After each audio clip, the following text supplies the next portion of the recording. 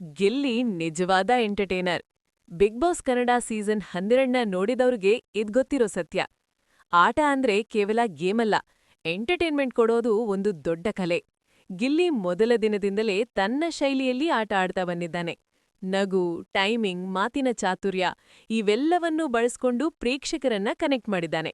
ಜಗಳ ಇಲ್ದೆ, ಅತಿಯಾದ ಡ್ರಾಮಾ ಇಲ್ದೆ ಸ್ವಾಭಾವಿಕವಾಗಿ ಎಂಟರ್ಟೈನ್ ಮಾಡೋದು ಸುಲಭದ ಕೆಲ್ಸ ಅಲ್ಲ. ಆದ್ರೆ ಗಿಲ್ಲಿ ಅದನ್ನ ನಿರಂತರವಾಗಿ ಮಾಡಿ ತೋರ್ಸಿದ್ದಾನೆ. ಕೆಲವರಿಗೆ ಶಾಂತ ಆಟ ಕಾಣದೇ ಇರ್ಬೋದು, ಆದ್ರೆ ಪ್ರೇಕ್ಷಕರಿಗೆ ತಲುಪೋದು ಶಾಂತವಾಗಿದ್ರೂ ಪಕ್ಕಾ ಎಂಟರ್ಟೈನ್ಮೆಂಟ್. ಎಲ್ಲರ ಶೈಲಿ ಒಂದೇ ಆಗಿರೋದಿಲ್ಲ, ಆದ್ರೆ ಗಿಲ್ಲಿ ತನ್ನ ಶೈಲಿಯನ್ನ ಕಾಪಾಡ್ಕೊಂಡು ಪ್ರೇಕ್ಷಕರ ಮನಸ್ಸು ಗೆದ್ದಿದ್ದಾನೆ.